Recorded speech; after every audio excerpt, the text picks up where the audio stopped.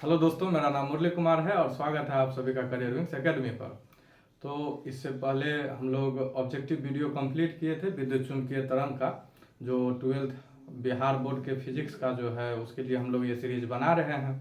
तो इसमें हम लोग ऑब्जेक्टिव वीडियो जितना था इस चैप्टर से, जितने क्वेश्चन पूछे गए थे और जितने संभावित क्वेश्चन थे जो पूछे जा सकते हैं, उन सब पर हम लोग चर्चा कर चुके हैं। अब इसी चैप्टर के जो सब्जेक्टिव क्वेश्चन पूछे गए हैं और जो पूछने की संभावना है, जो इम्पोर्टेंट क्वेश्चन है, उनको हम लेकर के आए हैं। तो इसमें जो है जो भी सब्जेक्टिव क्वेश्चन है, तो इसमें पहला क्वेश्चन हम लोगों का है जो 2020 और 22 दोनों में पूछा गया है कि विद्युत चुम्बकीय तरंग क्या है। तो हम लोग चर्चा कर चुके हैं कि तरंग जो है दो प्रकार का होता है, अनुप्रस्थ तरंग और अनुदैर्घ्य तरंग। अनुप्रस्थ तरंग वो होता है, जैसे हम लोग देखे थे कि तरंग जितने भी है, मतलब ऊर्जा जो चलती है वो तरंग के माध्यम से चलती है। जैसे कण चलता है तो हम लोग को स्पष्ट नजर आता है कि वो किस प्रकार के पथ पर चलती है।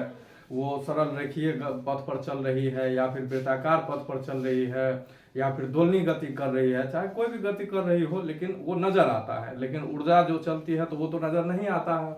तो ऊर्जा जो भी चलती है वो तरंग के माध्यम से चलती है। और तरंग जो है, इसका तरंगदैर्घ्य इतना छोटा होता है, इसे हम लोग तरंग कहते हैं, ठीक है। लेकिन ये तरंगदैर्घ्य इतना छोटा होता है कि एकदम हम लोगों को एक सीधी लकीर जाती हुई प्रतीत होती है, तो इसे हम लोग किरण कहते हैं।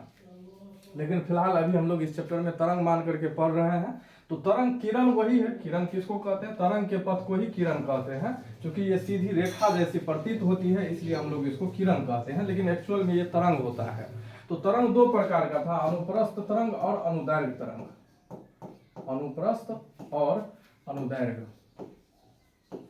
एग्जाम्पल से हम लोग समझे थे कि अनुप्रस्थ तरंग जो है कि इसमें कण की गति, अनुप्रस्थ तरंग में कण के गति की दिशा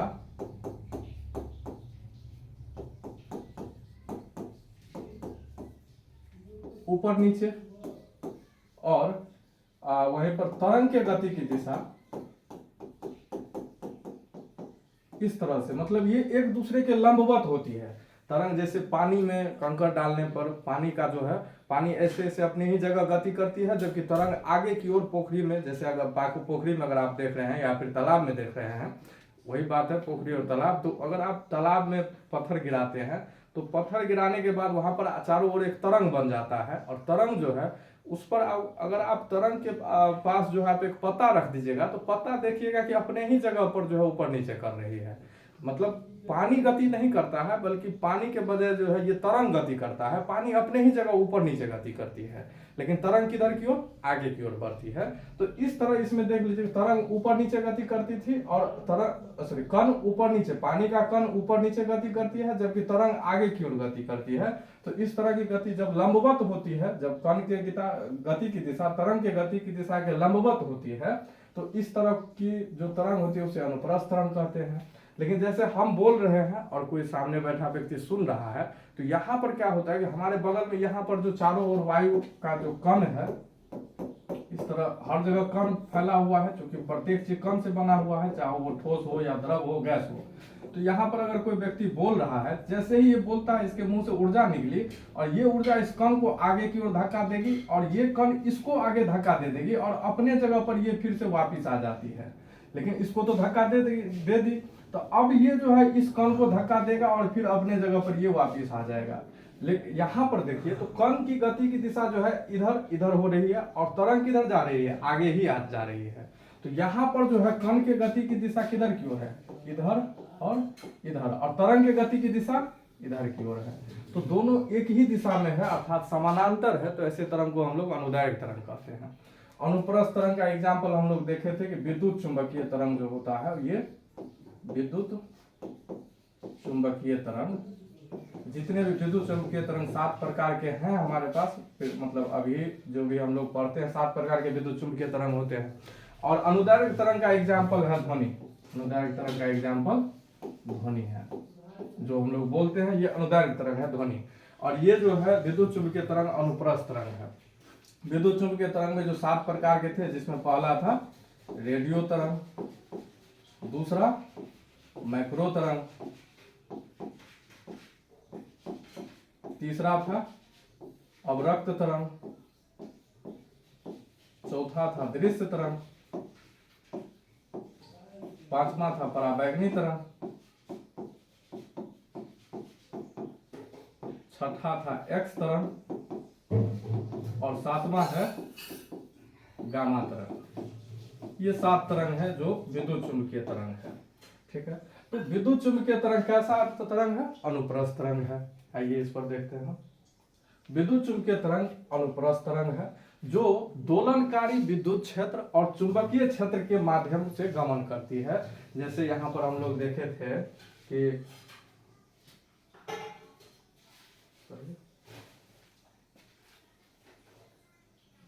यहां पर देखिए कि यहां पर कण जो है, जब तक जैसे ध्वनि है, ध्वनि में जब तक ये कण आगे पीछे नहीं करेगी तब तक ये गमन नहीं कर सकती है ध्वनि। अगर ये कण ना हो तो ध्वनि गमन नहीं करती है। इसका एग्जाम्पल हम लोग देख चुके हैं कि अगर हम चंद्रमा पर जाकर के बोलते हैं तो सामने वाला व्यक्ति को सुनाई नहीं देगा, चाहे हम कितना भी गला फाड़ कर चिल्ला ले, कोई फर्क नहीं पड़ता, सामने वाला सुन ही नहीं पाएगा। तो यहाँ पर अनुदैर्घ्य तरंग जो होता है ये बिना कण के गमन नहीं कर सकती है। लेकिन चूंकि इनका नाम जो विद्युत चुंबकीय तरंग है, इसका नाम विद्युत चुंबकीय तरंग इसलिए है क्योंकि ये बिना माध्यम के भी गमन करती है। और अनुप्रस्थ तरंग का यही खास बात है कि ये बिना माध्यम के भी गमन करती है। तो बिना माध्यम के गमन करने के लिए कुछ तो होना चाहिए जिसके माध्यम से गमन करेगी। जैसे अनुदैर्घ्य तरंग जो है ध्वनि के माध्यम से कण के माध्यम से गमन करती है। तो इसके लिए कौन सा चीज है? तो इसके लिए है ये विद्युत क्षेत्र और ये चुंबकीय क्षेत्र। ये बी वेक्टर चुंबकीय क्षेत्र को दर्शाता है और ई वेक्टर विद्युत क्षेत्र को। तो इन दो क्षेत्र के सहारे से, और ये दोलनकारी अर्थात बदलती हुई इलेक्ट्रिक फील्ड और बदलती हुई मैग्नेटिक फील्ड, इसके कारण से ये गमन करती है। इसीलिए इसका नाम विद्युत क्षेत्र और चुंबकीय क्षेत्र पर चलने के कारण ही इसका नाम विद्युत चुंबकीय क्षेत्र पड़ा, विद्युत चुंबकीय तरंग पड़ा है। ठीक है, इसके संचरण के लिए माध्यम की आवश्यकता नहीं होती है। किसी भी अनुप्रस्थ तरंग के संचरण के लिए या चलने के लिए कोई भी माध्यम की आवश्यकता नहीं होती है। जबकि अनुदैर्घ्य तरंग के चलने के लिए माध्यम की आवश्यकता होती ही है। इसके चलने के लिए माध्यम की आवश्यकता जरूरी है, इसके चलने के लिए माध्यम की आवश्यकता नहीं है। ठीक है, अनुदैर्घ्य तरंग बिना माध्यम के नहीं चलती है, ये अनुप्रस्थ तरंग बिना माध्यम के भी चलती है। ठीक है, तो बिना माध्यम के गमन करती है। और इसका सबसे खास बात यह है कि विद्युत चुंबकीय तरंग का वेग बहुत ज्यादा होता है, ध्वनि का वेग ज्यादा नहीं होता है। अगर आप यहाँ बोल रहे हैं और 1 किलोमीटर दूर कोई व्यक्ति है तो उसको शायद सुनाई भी ना दे। ठीक है, वो डिपेंड करता है हमारे वातावरण पर, लेकिन वो सुनाई नहीं देगा। 1 किलोमीटर दूर खड़ा होगा तो अमूमन नहीं सुनाई देगा। लेकिन इसका वेग बहुत ज्यादा होता है, जितना प्रकाश का वेग है। प्रकाश खुद एक विद्युत चुंबकीय तरंग है, तो जितना प्रकाश का वेग है लगभग उतना ही वेग इसका भी होता है। और इसके संचरण की मतलब इसके चलने की जो दिशा होती है वो E क्रॉस B के दिशा में होती है, E vector cross B vector के दिशा में। देखिए, अगर आप लोग लिख रहे हैं तो अगर आप इस तरह से लिखिएगा तो नंबर कटने का चांस बिल्कुल नहीं होता है। और साथ में अगर फिगर डाल देते हैं तो नंबर तो बिल्कुल खुश होकर के देगा। बात ये होता है कि देखिए, एग्जामिनर भी इंसान ही है। उसको अगर कॉपी चेक कर रहा है और दिन में उसको 100 कॉपी चेक करना पड़ता है। 100 कॉपी अमूमन अगर एक कॉपी कोई भी विद्यार्थी लिखता है तो 20 पेज से तो कम नहीं है लिखेगा ना। 20 पेज चलिए ठीक है, 10 पेज मान लीजिए, 10 पेज में विद्यार्थी लिखा है। अब मान कर चलिए अगर वो 100 विद्यार्थी का कॉपी एक दिन में चेक करता है या फिर 50 का भी चेक करता है तो 500 पेज हो गया। 50 विद्यार्थी, अब 10 पेज एक विद्यार्थी ने लिखा है तो 500 पेज मतलब हो गया। 50 विद्यार्थी का भी कॉपी चेक कर रहा है और एक दिन में अगर आपको कहा जाए कि 500 पेज पूरा पढ़िए, ये पॉसिबल है? 500 पेज आप खुद नहीं पढ़ पाइएगा, वो भी नहीं पढ़ पाते हैं, वो भी इंसान ही है। तो वो ज्यादातर देखते हैं कि विद्यार्थी कितना साफ सुथरा लिखा है। और किसी भी बात को अगर आप फिगर से दर्शाते हैं, देखिए जहां पर फिगर पॉसिबल है जरूर फिगर बनाइए। बिना फिगर के जो है लिखना एकदम से, अगर किसी भी चीज का फिगर पॉसिबल है आपसे, चाहे टूटे अक्षर में जैसे होता है, आपको पेंटर नहीं बनना है कि 4 पेन से एक ही क्वेश्चन बनाने में आप आधा घंटा टाइम लगा दिए। पेंटिंग कीजिएगा तो उससे भी ज्यादा मार्क नहीं मिलना है। नॉर्मल फिगर बना दीजिए ताकि समझ में आ जाए कि हाँ विद्यार्थी ने पढ़ा है बात को, उसको समझ में आता है बात, समझ में आया हुआ है बात। तो इस आधार पर किसी भी क्वेश्चन को जब आप लिखते हैं तो सबसे बढ़िया उपाय होता है लिखने का कि आप जो भी बात लिख रहे हैं साथ में फिगर भी बनाइए, तो आपका उस कॉपी पर बेहतर इम्पैक्ट पड़ता है। और चेक करने वाला जो होगा सीधे फिगर देखेगा और वो देखने के बाद फुल मार्क दे देगा आपको। और वो पढ़ने का बात कीजिएगा तो कोई आपके उत्तर को पढ़ने वाला नहीं है। अगर बढ़िया कॉपी है, खूब सुंदर लिखे आप, तो शायद पढ़ भी ले, वैसे नॉर्मली नहीं पढ़ पाएगा। तो इसलिए ज़्यादा मतलब कोई भी चीज़ लिखते हैं फिगर के साथ बनाइए उसको। तो विद्युत चुम्बकीय तरंग समझ गए हम लोग, और हम लोग जो ऑब्जेक्टिव था उसमें ऑब्जेक्टिव वीडियो जो हम लोग बनाए थे उसमें हम लोग इस पर मतलब डिटेल चर्चा भी किए हैं, और सब विद्युत चुम्बकीय तरंग जितने 7 प्रकार के जो तरंग है उसके बारे में डिटेल, लेकिन यहाँ भी हम लोग चर्चा करते चलेंगे हर बात को। तो विद्युत चुम्बकीय तरंग अनुप्रस्थ है, तो इस तरह की तरंगे थी, अनुप्रस्थ और अनुदैर्घ्य, जिसमें से ये अनुप्रस्थ तरंग है। और इनके चलने के लिए कोई माध्यम की आवश्यकता नहीं होती है, बल्कि विद्युत क्षेत्र और चुंबकीय क्षेत्र। कैसा विद्युत क्षेत्र? तो परिवर्तनकारी दोलनकारी विद्युत क्षेत्र और दोलनकारी चुंबकीय क्षेत्र के माध्यम से गमन करती है। और इसका वेग बहुत ज्यादा होता है, 3 × 10⁸ मीटर पर सेकेंड होता है, जो प्रकाश के वेग के लगभग बराबर होता है। और इसके संचरण की दिशा E vector cross B vector, उल्टा मत कीजिएगा, वो गलत है, क्योंकि इससे दिशा में जो है हम लोग ई के दिशा में हाथ रख के बी के दिशा में मोड़ेंगे, तो ये जो दिशा आएगा, मान कर ये ई का दिशा है और बी के दिशा मोड़े, तो ये जो है प्रकार, ये जो है विद्युत चुम्बकीय तरंग की दिशा होगी, इस आधार पर ये चलता है। तो इसलिए इसको याद कर लीजिए, पहले ई फिर बी, ठीक है, ई क्रॉस बी होता है। चलिए दूसरे क्वेश्चन पर आते हैं। विद्युत चुम्बकीय तरंग के 2 गुणों को लिखे, तो अभी हम लोग चर्चा किए। लिखना यह है कि विद्युत चुम्बकीय तरंग के 2 गुण निम्न है। विद्युत चुम्बकीय तरंगे बिना किसी माध्यम के गमन करती है, अर्थात वो निर्वात में भी, जहां निर्वात उसी को कहते हैं जहां कोई माध्यम नहीं होता, न ठोस हो, न द्रव हो, न गैस हो। गैस मतलब हमारे आसपास वायु है, वायु एक गैस है, और ये भी एक माध्यम का कार्य करती है। लेकिन अगर आप पृथ्वी से 100 किलोमीटर 1000 किलोमीटर ऊपर चल जाइएगा, तो वहां पर आपको कोई भी माध्यम नहीं मिलता है, न ही किसी प्रकार का गैस मिलता है, जिस कारण उसको निर्वात कहा जाता है। तो निर्वात में भी ये गमन कर सकता है। जैसे हम लोग देखे थे कि प्रकाश, ये पृथ्वी है, और पृथ्वी से अगर सूर्य की बात किया जाए तो सूर्य की दूरी कितनी है? तो 15 करोड़ किलोमीटर। क्यों बहुत ज्यादा हो गया? 15 करोड़ किलोमीटर बहुत दूर हुआ, 15 करोड़ किलोमीटर। और पृथ्वी से मात्र 1000 किलोमीटर तक की दूरी तक भी वायु है, इससे ऊपर वायु नहीं है। ये वायु बस यहीं तक है, इसके ऊपर वायु नहीं है। तो यहां से सूर्य से लेकर के यहां तक जब आती है प्रकाश, तो ये तो बिना माध्यम में ही आती है, कोई भी माध्यम नहीं है। तो प्रकाश चूंकि एक विद्युत चुम्बकीय तरंग है, अनुप्रस्थ तरंग है, इसलिए इसको माध्यम की जरूरत नहीं है, और ये निर्वात में भी गमन कर सकती है। तो पहला गुण तो इसका यही हुआ कि विद्युत चुम्बकीय तरंग ये निर्वात में भी गमन कर सकती है। दूसरी बात, जैसे प्रकाश की, उस ध्वनि की हम लोग बात किए, ध्वनि की चाल लिमिटेड है, वो ज्यादा चाल मतलब दूर नहीं जा पाएगी, आप कितना भी जोर से बोल लीजिए, ज्यादा दूर नहीं जा पाएगी। तो दूसरा गुण इसका ये है कि विद्युत चुम्बकीय तरंग का वेग बहुत ज्यादा है, इसलिए जो है ये मतलब प्रकाश के वेग के लगभग इसका बराबर होता है। तो ये 2 गुण आप इनको लिख सकते हैं, ठीक है। अगला क्वेश्चन जो है कि एक्स किरणों के किन्हीं 2 गुणों को लिखे। तो विद्युत चुम्बकीय जो 7 प्रकार का था, उसमें से जो छठा है एक्स किरण, उसके बारे में, इसके 2 गुण के बारे में कह रहा है लिखने के लिए। तो एक गुण तो आप वही लिख सकते हैं फिर से दोबारा कि ये बिना किसी माध्यम में निर्वात के गमन करती है, तो ये एक गुण हो गया। दूसरा गुण जो इसका है कि ये मानव को त्वचा को वेध जाता है, त्वचा को तो वेध जाता है, लेकिन इसके अंदर जो हड्डी है उसको नहीं वेध पाता है। और हड्डी को नहीं वेध पाने के कारण ये हमारे शरीर का आंतरिक हिस्सा का फोटो बनाने में काम आता है। जैसे किसी का हड्डी टूट जाता है, तो हड्डी टूटने के बाद जब आप डॉक्टर के पास जाइएगा तो पहले कहेगा एक्सरे करवा करके लाने के लिए। एक्सरे मतलब क्या? रे मतलब किरण, एक्स किरण, और एक्स किरण हम लोग इस बात पर चर्चा किए, किरण मतलब तरंग, तरंग के पथ को ही किरण कहते हैं। तरंग जिसको, ये तरंग इतना छोटा होता है कि किरण की तरह प्रतीत होता है, तो एक्स किरण कहिए या एक्स तरंग कहिए, बात एक ही है। तो जब भी हड्डी टूटता है तो एक्सरे करवाया जाता है, ताकि हड्डी का स्पष्ट फोटो मिल पाता है। तो आप एक्सरे के एक गुण में ये भी मतलब उपयोग कर सकते हैं। अगर एक गुण कहिएगा तो ये कुछ कैंसर के उपचार में भी सहायक है। एक्सरे जो होता है, एक्स किरण का उपयोग हम लोग कुछ कैंसर के उपचार में भी इसका उपयोग किया जाता है। तो आपको 3 गुण हो गया, कोई भी 2 गुण आपको लिखने के लिए कह रहा है, कोई भी 2 गुण आप लिख सकते हैं। अगला आते हैं कि प्रकाश वर्ष क्या है। हम लोग देखिए, एक बात और ध्यान रखिएगा कि कॉपी भरने से मार्क नहीं मिलता है कि आप अलर बलर लिख करके कॉपी भरिएगा, फालतू बकवास की मतलब कुछ भी लिख दीजिए, आम जम कटहर, गाना लिख, कई विद्यार्थी तो गाना लिख करके आ जाता है कि सर, और क्या करेंगे, चेक करने वाले भी तरस खा करके नंबर दे भी देते हैं कि चलिए कुछ नहीं लिखा है, कम से कम पास करवाना है। तो इस तरह की भावना जब रहेगी तो कैसे पास कीजिएगा।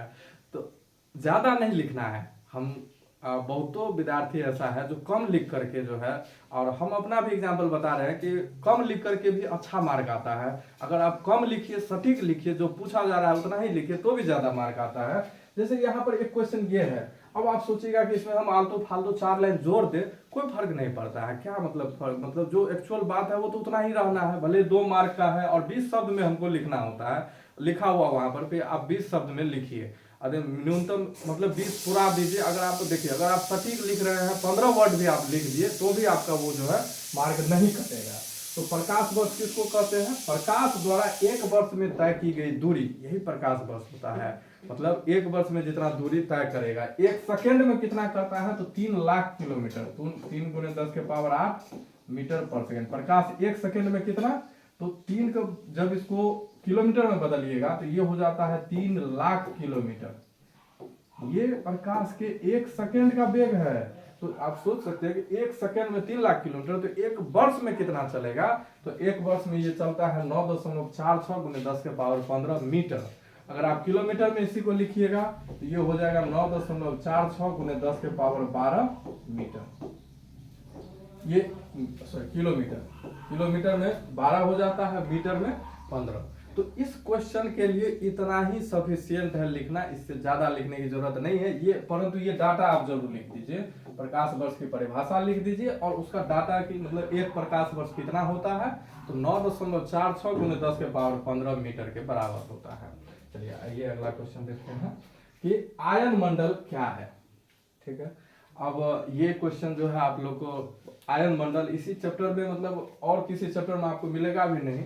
और आयन मंडल किसको कहते हैं, तो पहले ये समझ लीजिए कि हमारे पृथ्वी के ऊपर हम अभी चर्चा किए कि लगभग आप ये मान करके चलिए कि 1000 किलोमीटर तक वायु है पृथ्वी के ऊपर। यहाँ पर पृथ्वी है, यहाँ पर 1000 किलोमीटर ऊपर तक वायु है। इस वायु को 5 भाग में बांटा गया। इस वायु को 5 भाग में बांट दिया, इसके गुण के आधार पर बांटा गया है। हर का गुण अलग अलग है और ये गुण के आधार पर इसको 5 भाग में बांटा गया। और अब हम लोग गुण पर भी चर्चा कर लेंगे। तो पहला है क्षोभ मंडल, दूसरा है संताप मंडल, तीसरा है मध्य मंडल, चौथा है आयन मंडल और पांचवा है ब्राह्मंडल। और इसको सबसे बहिर्मंडल मतलब सबसे बाहर का मतलब क्षेत्र है ये। तो ब्राह्मंडल 400 किलोमीटर के ऊपर के क्षेत्र को ब्राह्मंडल कह दिया गया है। वैसे 780 किलोमीटर तक इसको कहा जाता है कि 780 किलोमीटर तक वायु है, उसके ऊपर नहीं है। लेकिन मोटा मोटी आप 1000 किलोमीटर मान लीजिए, फिर भी उतना डाटा तो हम लोग को ये याद करने की जरूरत नहीं। लिख दीजिएगा ये फिगर तब तो बहुत अच्छा है, इससे बेहतर और कुछ हो भी नहीं सकता है कि आप ये लिख पाइएगा। हालांकि तो क्षोभ मंडल के हम लोग गुण का बात कर लेते हैं कि क्षोभ मंडल में जितने आप वर्षा मौसम संबंधी जितनी घटनाएं देख रहे हैं, वर्षा हो, तूफान हो या हर तरह की मौसम संबंधी घटना, चाहे बिजली करकापात हो, बादल लगना हो, ये सारी घटनाएं कहाँ घटती है? क्षोभ मंडल में। तो अगर हम गुण की बात करें तो क्षोभ मंडल में मौसम संबंधी सारी घटनाएं यहीं घटती है। समताप मंडल में, और यहाँ पर देखिएगा अगर आप क्षोभ मंडल में, तो ऊपर जाने पर धीरे धीरे तापमान में कमी आते जाती है और ये तापमान कम होगा। लेकिन समताप मंडल, इसका नाम ही समताप मंडल इसलिए है क्योंकि ये जो है इसमें तापमान एक समान है। यहाँ से यहाँ तक तापमान में कोई अंतर नहीं है, गिरावट नहीं आता है। यहाँ से यहाँ तक तापमान एकदम सेम है। दूसरी बात, इसमें मौसम संबंधी कोई घटना नहीं होती है, इसलिए इसमें जो है वायुयान उड़ाने के लिए सबसे बढ़िया किसको माना जाता है? तो समताप मंडल को। तो वायुयान मतलब हवाई जहाज हवाई जहाज जितने भी वायुयान है उसको उड़ाने का, हवाई जहाज, इसको उड़ाने के लिए इसको समताप मंडल में ही उड़ाया जाता है। क्षोभ मंडल का गुण क्या है? तो सारे मौसम संबंधी घटना इसी में होता है। मौसम संबंधी घटना इसी में होगा, मौसम संबंधी घटना। ठीक है। मध्य मंडल का कुछ खास अच्छा एक बात और, हम लोग जब पिछले लेक्चर में चर्चा किए थे, ऑब्जेक्टिव वाला जो लेक्चर था उसमें हम लोग ये चर्चा किए थे कि क्या कहते हैं, ओजोन परत जो पृथ्वी सूर्य से आने वाली जो परावैंगनिक किरण है, विद्युत चुंबकीय तरंग में ही 6 नंबर पर जो आता है, 5 नंबर पर परावैंगनिक किरण, वो जो त्वचा कैंसर का कारण बनता है। तो त्वचा कैंसर से बचने के लिए भगवान ने एक मतलब यहाँ पर एक लेयर दे दिया है जिसको हम लोग कहते हैं ओजोन मंडल। तो ओजोन मंडल इसी समताप मंडल के ऊपरी परत में है। ओजोन मंडल इसी समताप मंडल में है, जो 35 किलोमीटर से 50 किलोमीटर, हम ये चर्चा किए थे कि 35 से 50 लगभग 15 किलोमीटर मोटा, ये मोटा का एक वायु का परत है जिसको हम लोग ओजोन परत कहते हैं। फिर आ जाता है मध्य मंडल, इसमें तापमान फिर बढ़ता है। आयन मंडल, इसका नाम ही आयन मंडल है, और इसका हम लोग क्या काम है अगले स्लॉट में, अगला जो क्वेश्चन है उसमें हम लोग चर्चा करेंगे कि आयन मंडल का खास क्या काम है। तो आयन मंडल यही है जो 80 से लेकर के 400 किलोमीटर तक हमारे वायुमंडल में फैला हुआ है, और इसमें आयन की बहुत ज्यादा अधिकता है। तो इस मंडल का खास करके हम लोग अभी जो रेडियो कार्यक्रम, टेलीविजन कार्यक्रम, ये सब जो कार्यक्रम होते हैं, ये आयन मंडल इसमें विशेष सहयोग करता है, और इसी के कारण रेडियो कार्यक्रम सब चलता है। तो अगले स्लॉट में हम लोग चर्चा करेंगे, फिलहाल इसका देख लेते हैं कि आयन मंडल पृथ्वी के वायुमंडल का एक भाग है, जो पृथ्वी के 50 किलोमीटर से लेकर के 80 किलोमीटर से लेकर के 400 किलोमीटर की ऊंचाई तक फैला हुआ है। मतलब यहां से अगर आप जोड़िएगा तो 80 से 400 किलोमीटर की ऊंचाई तक फैला हुआ है। इसमें आयनों की अधिकता है। इस कारण से पृथ्वी से जाने वाली जो आकाशीय तरंग है, हम लोग इस पर चर्चा करेंगे आकाशीय तरंग क्या है। आकाशीय तरंग को ये परावर्तित कर देता है, तो इसी कारण जो है रेडियो कार्यक्रम मतलब प्रसारित होता है। ये चूंकि आकाशीय तरंग यहीं से आयन मंडल से परावर्तित होकर के फिर लौट जाती है, तो इसको हम लोग कहते हैं आयन मंडल। ठीक है, तो आयन मंडल, और आप लोग को ये इतना बात लिखना है इसमें, ये सब हटाइए। तो हम गुण की चर्चा किए थे, तो ये भी नहीं, ये लाइन आप नहीं दीजिएगा।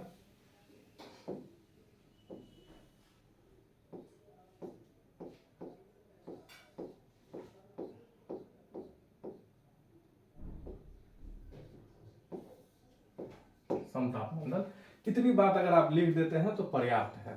ठीक है, आयन मंडल के लिए। अगला जो क्वेश्चन है इसको थोड़ा सा देख लीजिए कि व्योम तरंग और आकाशीय तरंग की कह रहा है व्याख्या करने के लिए।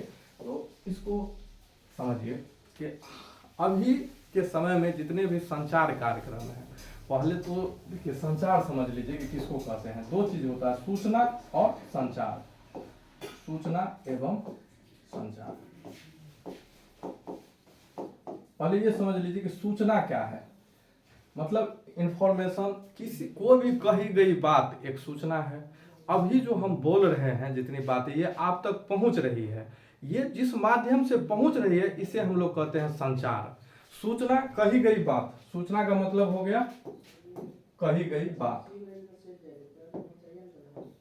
सूचना का मतलब हो गया कही गई कोई बात, ये सूचना कहलाती है। कोई भी बात जो है जो जरूरी हो, अब कोई फालतू का बात भी सूचना हो सकता है, लेकिन कोई भी कही गई बात ये सूचना होता है। और संचार क्या होता है, तो बात के संचरण का जरिया, जिस माध्यम से ये सूचना गति करेगा, एक जगह से दूसरे जगह तक पहुंचेगा, उसे हम लोग कहते हैं संचरण। अब ये सूचना जितना अभी के समय में, अभी देख लीजिए हम आपसे मतलब संपर्क कर रहे हैं, ये किस माध्यम से, तो मोबाइल के माध्यम से। आप अपने मोबाइल में हमको देख रहे होंगे, टैब पर देख रहे होंगे, किसी भी माध्यम से आप देख सकते हैं।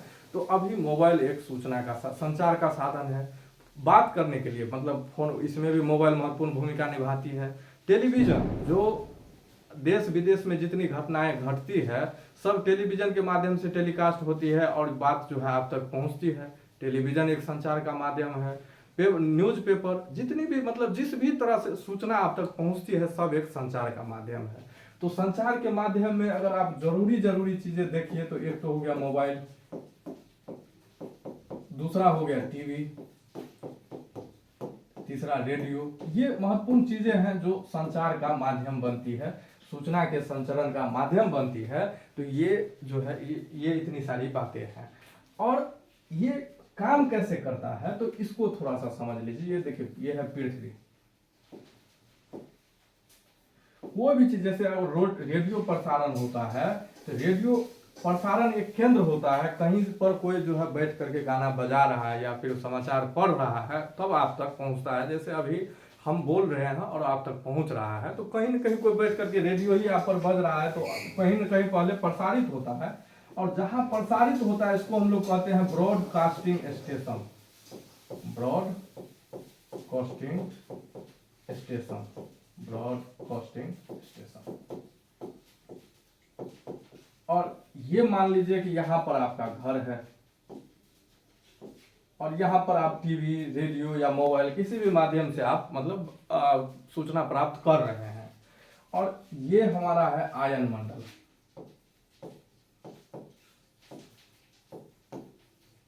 ठीक है, तो कुल देखिए अभी हम लोग 7 तरह के तरंग के बारे में पढ़े।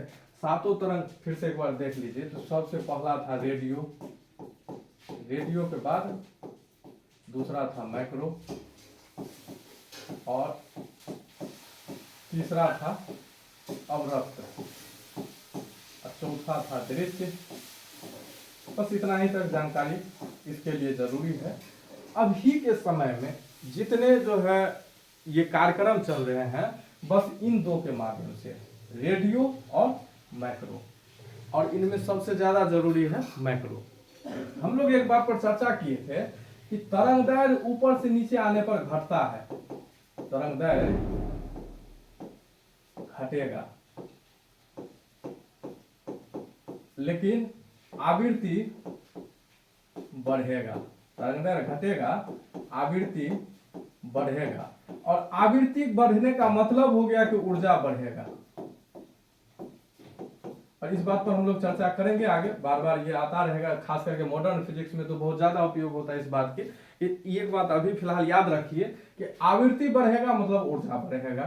तो ऊपर से नीचे आने पर ऊर्जा बढ़ेगी लेकिन तरंग दैर्घ्य घटेगा। सबसे ज्यादा तरंग दैर्घ्य किसका? रेडियो का। लेकिन सबसे कम ऊर्जा किसका? रेडियो का। सबसे ज्यादा तरंग दैर्घ्य रेडियो का, सबसे कम ऊर्जा रेडियो का। लेकिन सबसे छोटा तरंग दैर्घ्य होता है गामा का, और सबसे ज्यादा ऊर्जा होता है गामा के पास। ये दो जो है इनका ही बस मेनली हमको जरूरत है, रेडियो का और मैक्रो का। ठीक है, फिलहाल इतना समझ गए आप लोग। इसको यहाँ से हटा देते हैं, रेडियो और मैक्रो, बस इन्हीं दो का जरूरत है हमको। एक बात खाली यहां लिख देते हैं, रेडियो तरंग दैर्घ्य ज्यादा,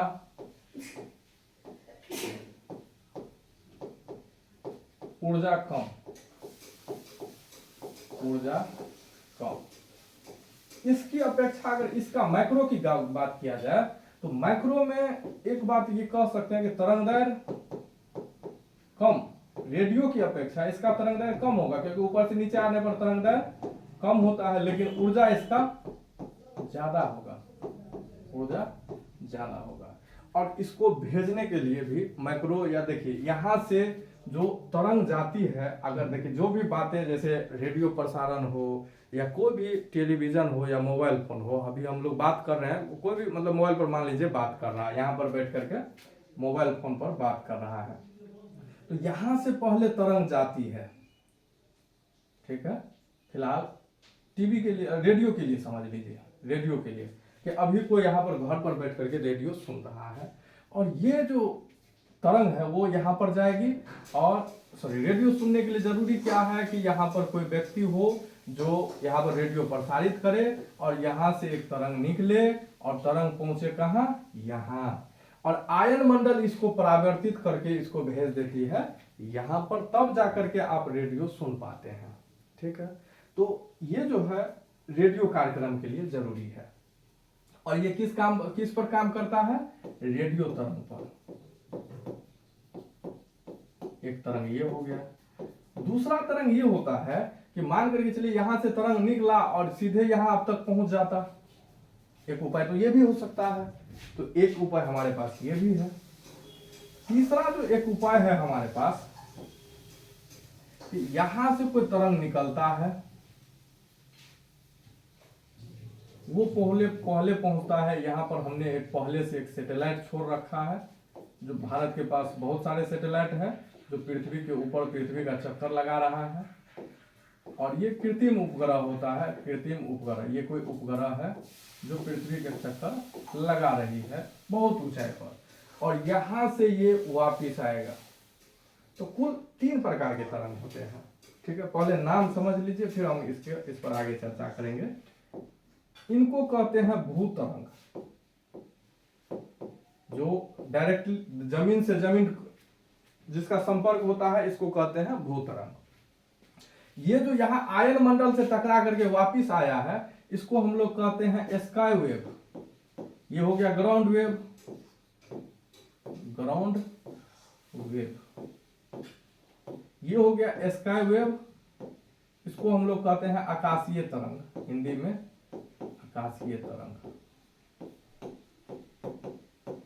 ये हो गया आकाशीय तरंग, ये हो गया भूतरंग। और यहां पर जो तीसरा है इसको हम लोग कहते हैं जो आयन मंडल को भी क्रॉस करके ऊपर चल जाता है, इसे हम लोग कहते हैं स्पेस वेव, जो अंतरिक्ष में चल जाता है, स्पेस वेव।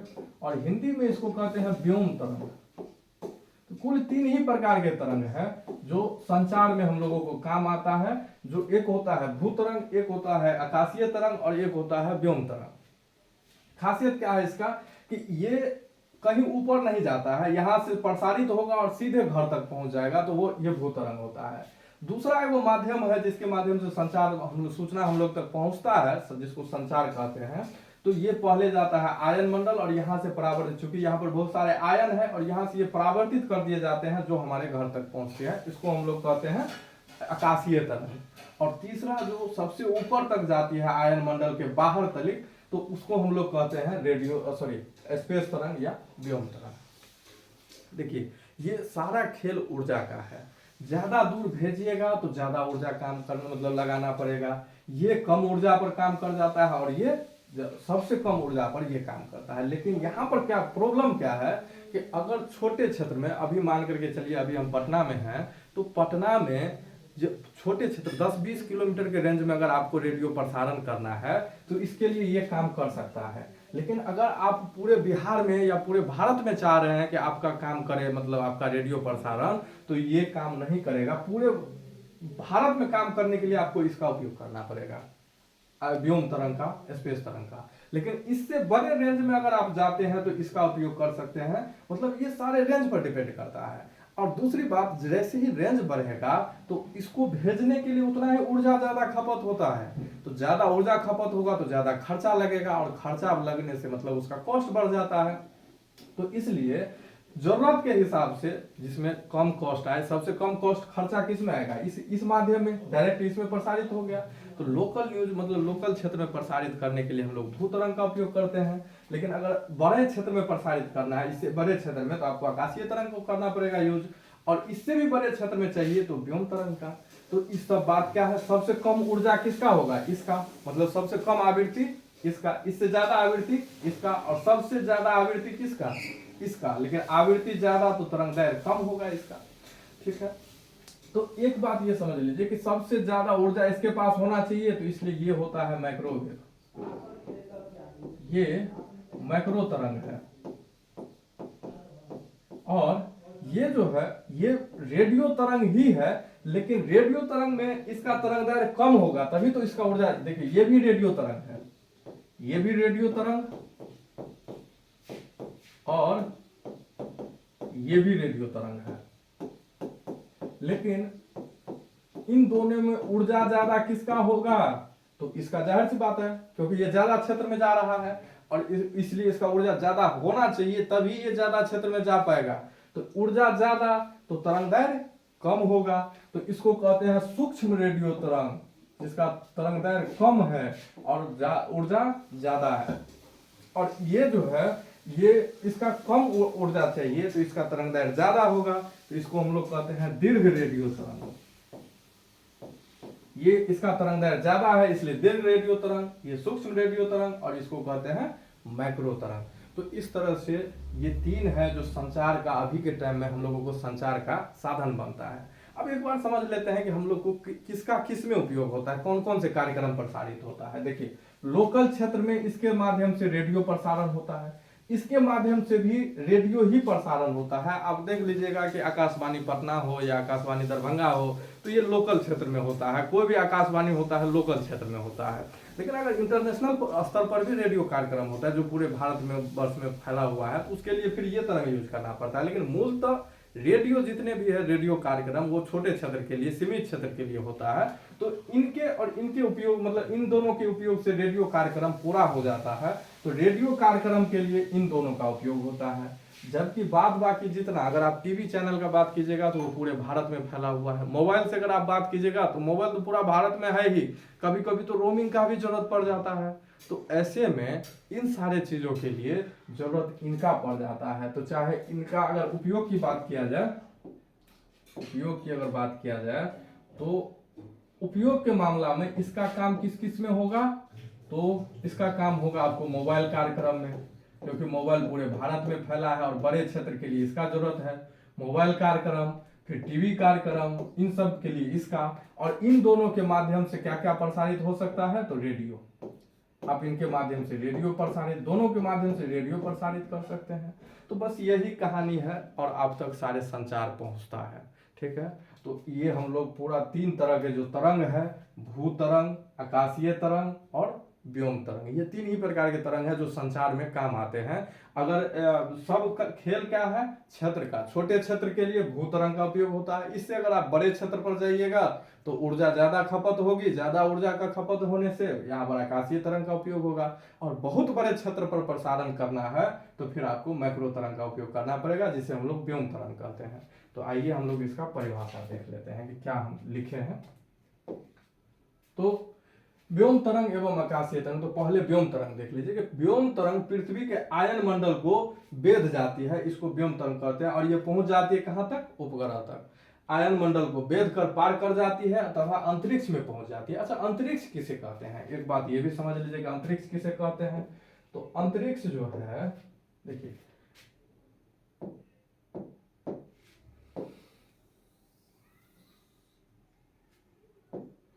ये पृथ्वी है,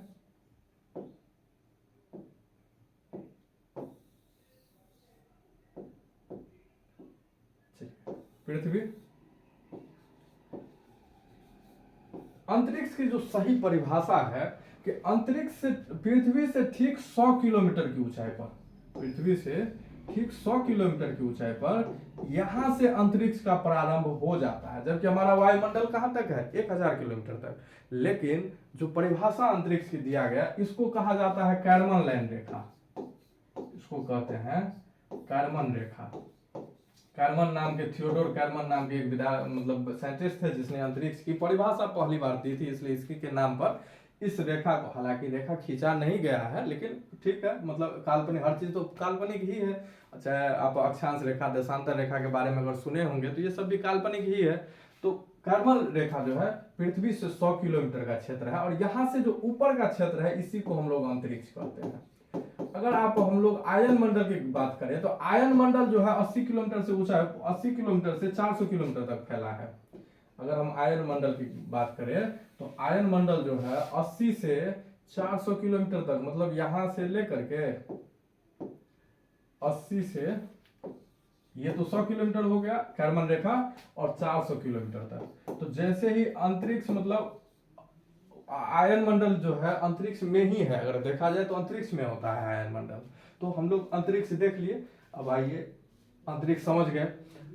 तो ये जो व्योम तरंग है, जो जिसको हम लोग स्पेस तरंग कहते हैं, स्पेस वेव कहते हैं, ये आपको आयन मंडल को भेद कर पार कर जाती है और फिर जो है ये वहां पर पहुंच करके यहाँ से फिर परावर्तित की जाती है उपग्रहों के द्वारा, जो उपग्रह पृथ्वी से ही भेजे जाते हैं। भारत के पास कई उपग्रह है जो बाहर से भेजे गए हैं। हाल फिलहाल में आप चंद्रयान 3 से सुने होंगे कि चंद्रयान 3 को लॉन्च किया गया है। तो इसी तरह बहुत सारे प्रमोशन यान है, PSLV, GSLV, सबको हम लोग प्रमोशन यान कहते हैं, जिसके माध्यम से कोई भी चीज छोड़ा जाता है, उपग्रह सब छोड़ा जाता है। तो यहाँ पर उपग्रह छोड़ने के लिए, उपग्रह छोड़ा गया है, भारत के बहुत सारे उपग्रह कार्य करते हैं, आर्यभट्ट, इनसैट, बहुत सारे हैं। तो इसे जो है मैक्रो तरंग भी कहा जाता है। अभी हम लोग चर्चा किए कि इसे मैक्रो तरंग कहते हैं, इसे मतलब सूक्ष्म रेडियो तरंग, और जो भू तरंग होता है, यहाँ भू तरंग नहीं पूछा गया है, भू तरंग जो होता है उसको दीर्घ रेडियो तरंग कहते हैं। तो इसको मैक्रो तरंग भी कहा जाता है। और इसके माध्यम से क्या सर, जो बहुत बड़े क्षेत्र पर प्रसारण होगा, इसके लिए ज्यादा क्षेत्र वाला चीज सर, तो ज्यादा क्षेत्र पर क्या, मोबाइल फोनिंग, टेलीविजन कार्यक्रम, ये सब कार्यक्रम जो है व्योम तरंग के आधार पर जो है कार्य करती है। अगला हम लोग आकाशीय तरंग की बात करें तो ये तरंग पृथ्वी के आयन मंडल को नहीं भेद पाती है, बल्कि ये आयन मंडल से परावर्तित हो जाती है। और ये जो है इसे सूक्ष्म रेडियो तरंग भी कहा जाता है और इसके माध्यम से रेडियो प्रसारण कार्यक्रम चलाए जाते हैं। तो इतने क्वेश्चन जो है पूछे गए हैं अब तक, और ये सारे इंपॉर्टेंट है, इनसे ज़्यादा आपको पूछे भी नहीं जाएंगे। कई बार मतलब क्वेश्चन दोहरा भी दिए जाते हैं। जैसे अगर आप एक्स तरह की बात करें तो ये 2 बार पूछा गया है, 13 और 16 में पूछा गया है। तो हर क्वेश्चन जो है, जो भी इम्पोर्टेंट इसको से थे, हम लोग इस पर चर्चा की। अब अगला जो है हम लोग ऑप्टिक्स शुरू करेंगे। तो देखिए, ये जो है हम अपने तरफ से एक आपको एग्जाम्पल दिए कि आप एग्जाम में ऐसे लिखे, क्वेश्चन के डिमांड के अनुसार लिखे। अगर आपको कोई और तरीका, कोई भी और तरीके से अच्छे से आता है लिखने के लिए, तो आप लिख सकते हैं। कोई ज़रूरत नहीं है कि आप यही लिखिए। आपको बेहतर, अगर आपको लगता है कि आप हम इससे बेहतर लिखा जा सकता है, तो ज़रूर लिखिए, कोई दिक्कत नहीं है। ठीक है, हम एक आपको रूपरेखा दिखा रहे हैं कि क्वेश्चन सही लिखने का तरीका ऐसा होना चाहिए। दूसरी बात कि इसके माध्यम से हम चाह रहे हैं कि आपका जो है तैयारी जो है ये भी बढ़िया हो जाए, कोई किसी भी प्रकार का क्वेश्चन बनाने में आपको दिक्कत ना हो। तो हम कंसेप्ट भी साथ साथ क्लियर कराते हुए चल रहे हैं कि कंसेप्ट भी आपको, कंसेप्ट में प्रॉब्लम ना हो आपको। तो हर तरह से आपको सब्जेक्टिव और ऑब्जेक्टिव दोनों, ऑब्जेक्टिव भी वहाँ पर भी हम लोग कंसेप्ट, इस चैप्टर का पूरा कंसेप्ट क्लियर कर चुके थे। और जो क्वेश्चन जैसे अभी हम लोग व्योम तरंग और आकाशीय तरंग के बारे में वहाँ नहीं पढ़े थे, तो यहाँ पर हम लोग देख लिए, यहाँ पर चर्चा कर लिए। तो कोई भी क्वेश्चन, जितने भी कॉन्सेप्ट है इन दोनों वीडियो में मिला करके, मतलब सब्जेक्टिव ऑब्जेक्टिव हर चैप्टर में मिला करके आपको कंप्लीट सिलेबस हम लोग कंप्लीट करेंगे। तो आपको परेशान नहीं होना है। फिलहाल आप जो है, जो आपको अपना तैयारी करते रहिए, और जो है इससे आपको बहुत ज़्यादा हेल्प मिलता रहेगा। तो अगले लेक्चर में हम लोग मिलेंगे ऑप्टिक्स को लेकर के। ठीक है, तब तक पढ़िए और मिलेंगे नेक्स्ट लेक्चर में।